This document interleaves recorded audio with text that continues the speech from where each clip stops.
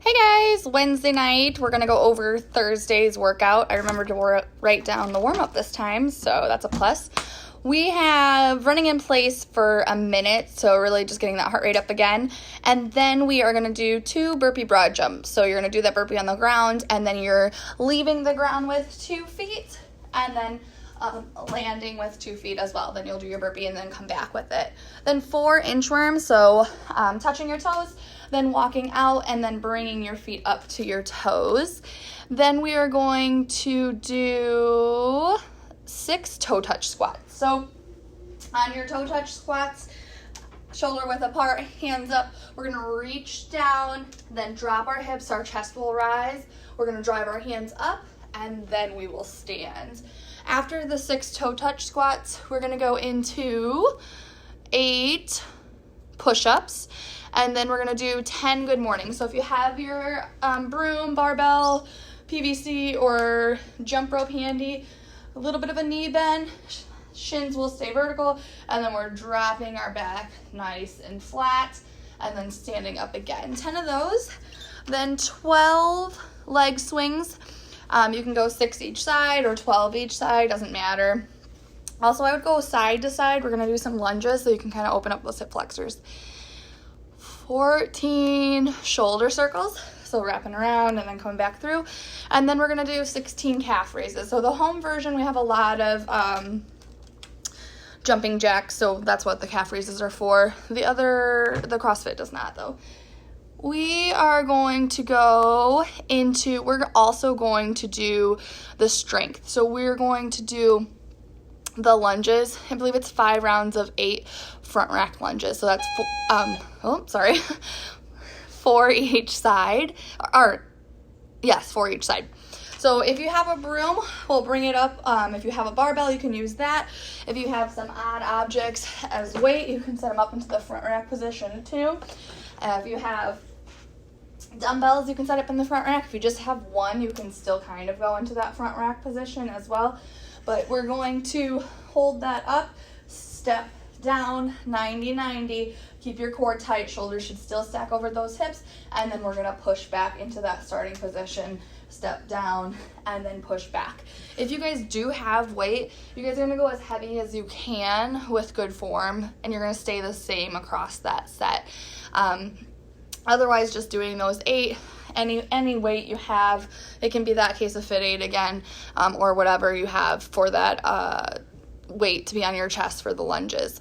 After that, the workout for the home version is 10 floor wipers. It's kind of an up and down ladder. Don't think, honey.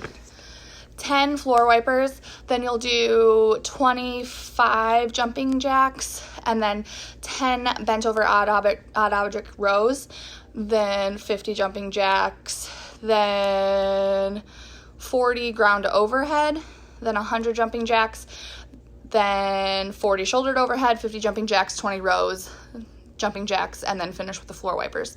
So the floor wipers, sorry, I have a mess in my basement. The floor wipers, we are down on the ground. Basically, you can tee out your arms, or you can keep them right underneath your glutes, just depends on where you like it. You're gonna come from one side, and then you're gonna bring your feet together. We're gonna swing low towards the ground. So this is where we're like an inch away from the ground. You're gonna swing it to the other side, and then you're gonna loop your way back. So your feet are up onto the side high, and then we wipe the floor and then bring it to the other side. So we're tightening our core. We're keeping our head neutral here, so we're not like pulling your neck up too much. Trying to stay neutral, and then swinging them around and coming back and through. After 10 of those, you'll do your jumping jacks, just old school jumping jacks, getting that heart rate up. Then we'll do odd object rows. So if you have dumbbells, you can use dumbbells. Our feet are going to be underneath our hips, maybe a little bit wider. You're going to shift down and back just like you almost would with a good morning. And then if you have weight, what we're going to do is pull our shoulder blades down and back, and then we're rowing in and then coming back down. Rowing in and then coming back down. I forgot to grab a book bag, but you can use a book bag for this too. I'm just using a pillow to show you if you stuffed your book bag with stuff. It's just down and then in. Same thing from here, down and then in. So we're gonna do that 20 times. Make sure that we maintain that flat back. 20 of those jumping jacks, and then we're gonna do those ground to overhead. If you have a plate, you can use a plate for this. Even a dumbbell, if you wanna do some ground overhead work with one dumbbell, you can. So that would be like more like a snatch. You could just do an alternating dumbbell snatch on that. Or if you have, the other one is, if you have to, I obviously don't have to. If you have to, you'll come from the ground and then straight up overhead.